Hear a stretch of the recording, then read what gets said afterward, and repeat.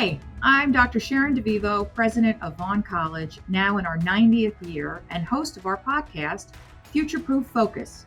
Through unscripted, honest conversations with prominent industry leaders, students, faculty, and alumni, we will explore diversity, equity, and inclusion in education and employment, and the forces that drive personal and career growth. Let's dive in. We're thrilled to have Eric Santos-Silva join us today on the podcast. He has 2 degrees from Vaughn, his Aviation Maintenance Associate in Occupational Studies degree, and his Aviation Maintenance Management Bachelor of Science degree, which he graduated from in 2021. He has his airframe and power plant certification and currently works as an aviation maintenance technician at Delta Airlines, and so excited to have Eric, who's back on campus since the first time after graduating, and thrilled to have you here, Eric. Welcome back. Pleasure to Welcome be here. home. Oh, yeah, it's fantastic. All right, so, let's start from the beginning. When did you first develop an interest in aviation, and then how'd you end up at Vaughn? So I developed an interest in aviation when I was a kid. Being a first-generation American, my family would always take me to Brazil. So every year I would go there and I'd be amazed. I would go to JFK Airport and I'd be amazed at the size of the aircraft and I always wondered how they worked and everything. And then over time, just kind of got used to being with them. And then how I made my way over to Vaughn was that actually when I left the military, I had a friend that came here for a semester prior to moving to Arizona.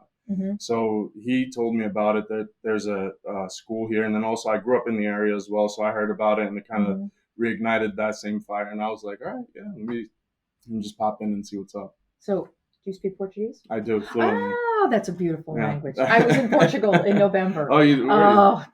What an amazing. Now I know Brazilian Portuguese is a little different from Spanish Portuguese, but yeah. So Brazilian is the way that I like to compare it is like you take English from the United States and then English from England. Yes. We can understand each other, but sometimes you got to just really pay attention. And then, Gorgeous language. Sorry, little aside there. So, did you always have this knack for making things work? Did you like to do hands-on kind of activities growing up, or is that something you really came to love when you were here? So I did. I did always have an interest on how things work, but what really ignited it was right after high school. I joined the military, and then they offered me a position there to work on fighter planes. And as an 18-year-old kid, you know what I mean? Like I was just like, oh yeah, that sounds amazing. So, and then once I started doing that, that's what really, I guess it was just luck. I guess, yeah. So you worked as an aircraft technician in the Air Force? Yes. Yeah. So in the Air Force, I was an aircraft armament systems technician. Okay. So we worked on the weapon systems of the plane. We loaded munitions and we did maintenance on them. So yeah, having that hands-on ability on the aircraft was really good. And why the decision to go into the Air Force first? So after high school, senior year came really quick, and then I was kind of like lost towards the end of it, and I didn't know where I wanted to go. I knew I wanted to go to college, but then again, like I didn't know what I wanted to study in college. Right. And then I met up with a recruiter, and then they offered the whole thing of traveling the world, getting to do cool stuff. So yeah, I fell for it, and then I just went all in. Oh, that's great. What was your favorite duty station? So I was stationed in England. So right off the bat, England? So Lakenheath Air Force Base. Oh my gosh! Yeah. So, sorry, we're gonna go down a rabbit hole really fast. So I'm a Navy brat. Okay, yeah. So my dad was stationed in Wales. Oh, okay. Back in the late '80s when there was a base there. There's an RAF base, Brodie Wales, out there still. But so I went to school in High Wycombe, which used to have an Air Force base. We used to play Lakenheath in football all the time.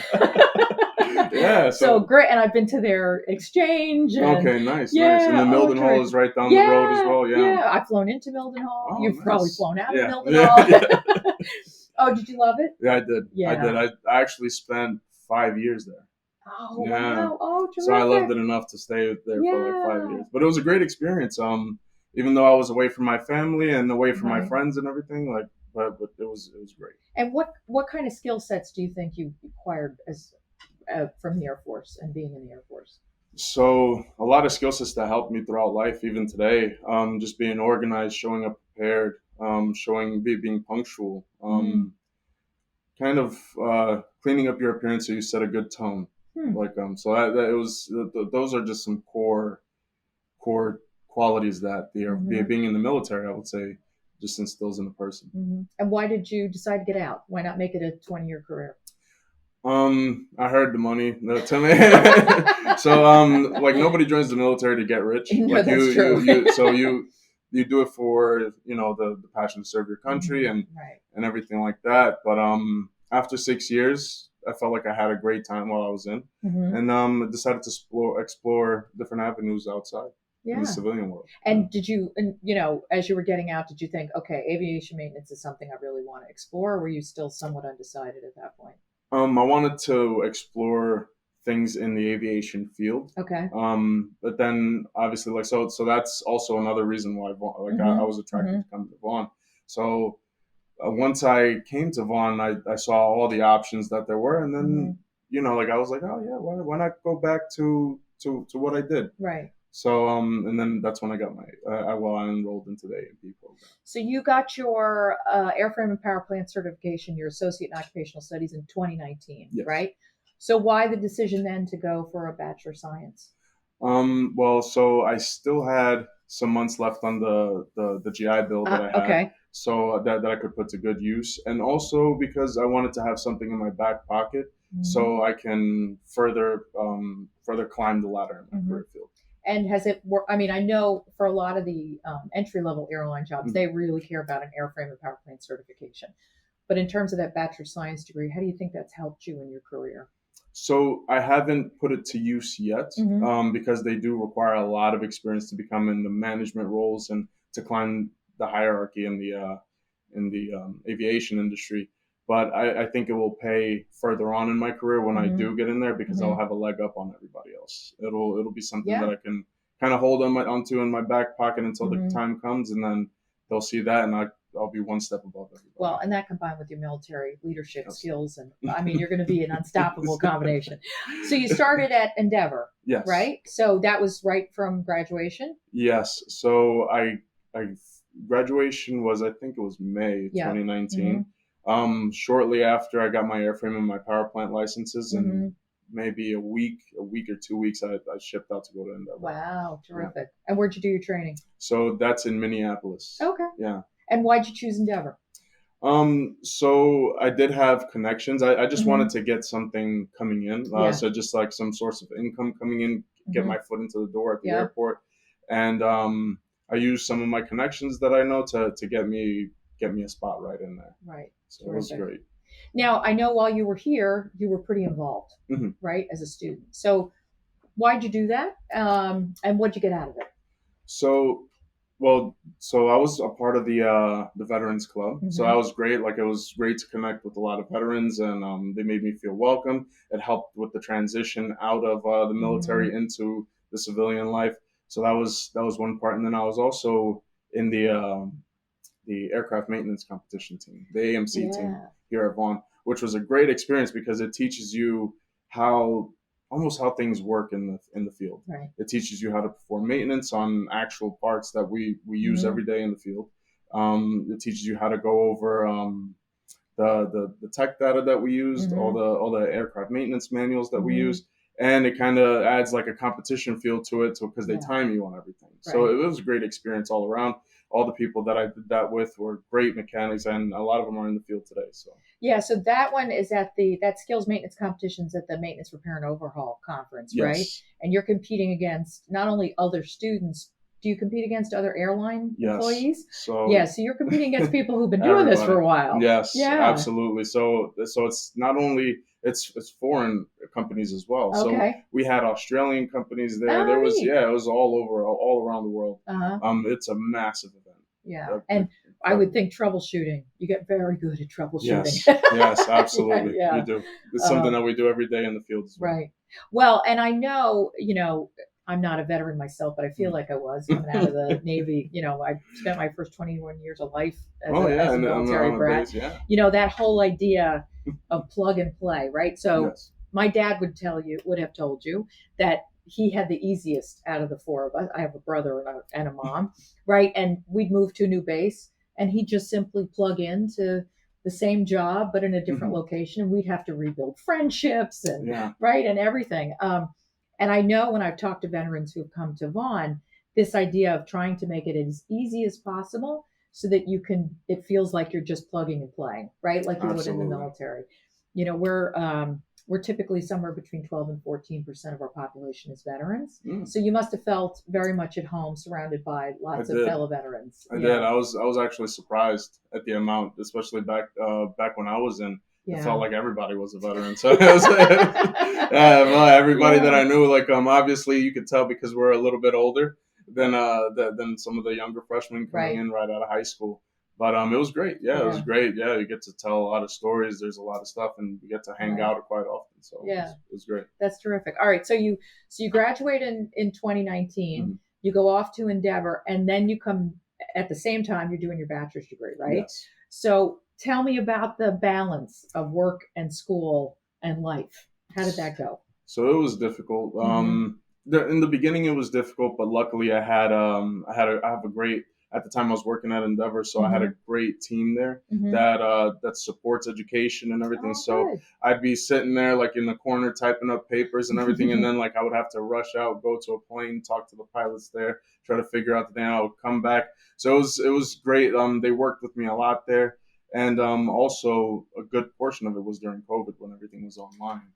So as most of everybody knows, like the airport was really inactive during that time. So I took advantage and just went to work and did all my paperwork there, and then did my classes while I was sitting in the office at work. So it was very nice. So it worked out a little bit, so it was good. All right, and how about when did you make the decision that you wanted to jump to Delta? So shortly after, I want to say, I think it was like once everything started to open back up again, once flights started coming back into New York, Delta started putting up job openings, and then I just jumped ship right there. Yeah, because so Endeavor is Delta's subsidiary. They handle the regional the regional flying, and I really wanted to do the longer haul mainline flights. So, do they provide any kind of a direct pathway, or is it just like you're off the street, anybody? They do. It helps a lot if you have a great record with Endeavor. So because they could see everything that goes on. They have access to your files and everything like that. So if they see you're like the stellar mechanic and you're really motivated and you want to work, it's a great transition. Tell me a little bit about what your typical shift is like. Are you working days, nights? What do you do when you're on your shifts now that everything seems to be really back? So I'm a night shift worker. I'm a night shift guy. So basically once we get settled in and we get our assignments and what planes there are, we start doing research on any MELs that's on the plane. That's the minimum equipment list. It's known issues that the aircraft is legally allowed to fly with that so it doesn't impede the actual flying schedule. So once it stays overnight, we get a chance to actually work and solve those problems. So once we get out to the aircraft, we do a basic walk around. We check tires. We check fluid levels, oil, see if the aircraft really requires anything, and then after that, then we get to work solving these problems that have been known issues. So, I've often gotten on a flight and seen a maintenance technician in the cockpit, the flight deck. Sorry, I mean to correct myself when I say things like that now. So, are you doing some of that, or is that avionics mostly? Yes. Okay. No, absolutely. So in Delta, we don't really have a separate avionics team. It's everybody does everything. And for our listeners, avionics is aircraft electronics. Yes. So any of those gauges, buttons, panels, tend to be avionics. Well, Delta believes that mechanics are full, or the technicians. You should know everything about the plane that you're working on. Okay. Yeah. So it's great because you get a full, like, if you really want to learn, that's the best place to do it because you get to learn about everything.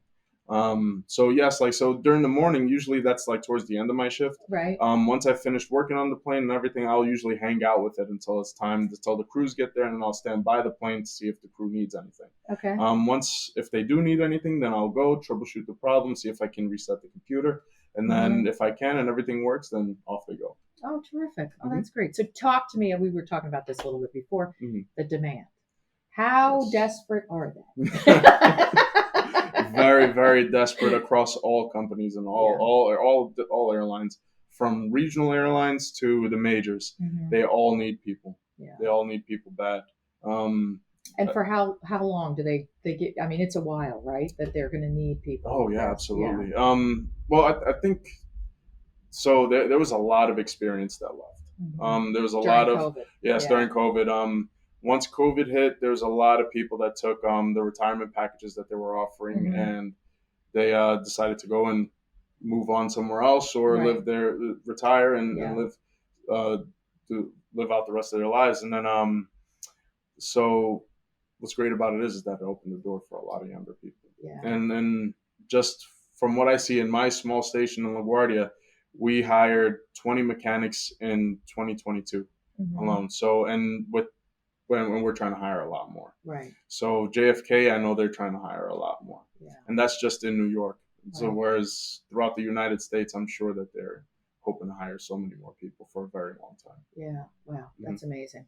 Well, and salaries are Yes. are coming up as well to meet Yes. that demand, which is terrific. Absolutely. They're offering very competitive salaries. Well, and we talked a little bit about this too. You know, the salary that you're making now, you could transport that to any station across the country Yes. and make the same salary, Yes. which is great. Yeah. Which is a huge benefit. There's a lot of people that come into work in New York. They maybe spend like 3 to 5 years here in New York, get to a place where they're making a great amount of money, and then they transfer to a state that has a lower cost of living. Yeah. So. Wow. So what's the next step? You mentioned a little bit that it takes a while to get into the management role. Are there steps along the way that get you to that management role? Yes, there are. So the next step would be becoming a lead mechanic. Okay. And then learning the operation from that side. And then once you become a lead mechanic, then you'll be able to jump into management roles. Okay. So then you become a shift manager, then there's a base manager. After that, you could go up to regional manager. And then that's when you're really taking care of several airports. And like there's like a Northeast regional manager, there's a Southern regional manager, so there's a long ladder to climb. So I'm trying to get all the way up as high as I can. Oh, and we're still going to know you when you get to the top. Absolutely, yeah, absolutely. Absolutely, I'll still be coming back to visit Vaughn. That's right. And are you running across your fellow graduates or folks that you later find out were graduates of the institution? Yes, absolutely. Yeah. I have a lot of friends that are working throughout all in JetBlue, American, with me in Delta. There's a lot of guys that I still keep in contact with that are working over at JFK. So there's people that I know that have came here that I studied with here that now work in Atlanta. So it's every state that I go to, I know somebody from Vaughn. Yeah. So it's great. Yeah. Oh, that's wonderful. Now, what about we talked a little bit about the demand and the demand going forward. Are you starting to see any sort of change in the industry? Where's the industry headed? Do you think it's going to is technology playing a role in terms of what you're doing as a maintenance technician? How might the job change over time? Are you getting a sense of that yet? Yes, absolutely. So for people that know aircraft, there's the Airbus 220. We work that a lot here in LaGuardia for Delta. That thing is like a flying computer. You walk in, and it's just screens all over the place. It's all computers. They have virtual circuit breakers. Like the plane itself is actually made out of composite. Well, a large portion of it is made out of composite. Everything has a sensor on it. Everything it's not like the older model planes that we have that are straight mechanical, and you can see a huge difference in how they are. But I feel like the aircraft of the future are going to be all computerized. It's going to be so you're almost going to be almost like an electrical engineer working. Yeah, it's going to be like a computer technician. It completely changes the image of out there with a wrench to somebody who's there with a laptop. Yes. Right? Running troubleshooting, through a computer that you're plugging into the side of the beast. Absolutely, right? Yeah. Well, like even in the Air Force, I still keep in contact with a lot of my friends. A lot of their aircraft are like now you're starting the plane with a laptop outside and the cables going through, and you're troubleshooting everything through a laptop, just like as you described. So I see that as that technology gets implemented there over time, that's how it's going to transfer over here. And how do you stay fresh and on top of that? Is Delta providing you with the education that you need to do that? Yes, absolutely. We have a lot of classes that you go, and then you go as the Delta training facility is in Atlanta. So we'll go there for 2 weeks at a time, maybe 3 weeks at a time. And also there's also a lot of updates, a lot of emails there's a lot of communication on what gets updated there. So you're always going to be able to keep pace. Absolutely. Yeah. So what advice would you give, especially to underrepresented, under-resourced individuals who are trying to figure out what they should do with themselves? Why should they become an aviation maintenance technician? Well, job security for one. Mm-hmm. Job security is great. It has a lot of room for growth. Mm-hmm. There's a huge ladder to climb within the industry, but also if well, like it's because I remember feeling like this when I was a student as Mm-hmm. well. Sometimes it feels like it's a long way to get there. Like you can't see the end of that tunnel, Right. but it comes faster than you think. Mm-hmm. It comes a lot faster than you think. Just explore all the avenues. If you need resources, there's tons of different avenues that you can explore to get those resources. But it's well worth it at the end. So how has this changed your life? How's it changed your family's life? Well, I'll say with my dad, he's definitely using the flight benefits a lot. He's going he's going to Brazil every other month. It feels like, yeah. So he's always there, and then he'll send me a picture of him sitting in first class and everything like that. So it's been great. Like, yeah. So it's great to be able to give my family that. Yeah. You know what I mean? So it's great. I've been able to travel with Rachel as well, like all over the place, which is my fiance, for those who don't know. Well, and we should say a fellow graduate. Yes. Yeah, a fellow graduate as well, yes. Working in the aviation industry. Yeah. So we've been able to do some traveling ourselves. We were just down in Mexico not too long ago. So, I mean, it's great. The benefits are there for us. And then also just the room for growth. Yeah, incredible. Mm-hmm. So why should someone consider coming to Vaughn? What would you say are the reasons to choose Vaughn for this? So Vaughn, you have, for one, for aircraft maintenance, you have a lot of people that work in the industry that work here. You have a lot of connections that you can make. It's a great school. You have a lot of resources and people that can support you. Mm-hmm. Yeah, terrific. Absolutely. Oh, great. All right. So I always have this one question. What is the most daring thing you've ever done, and how did you talk yourself into it? I would say, honestly, the most daring thing that comes to mind would be taking that step into the military. Yeah.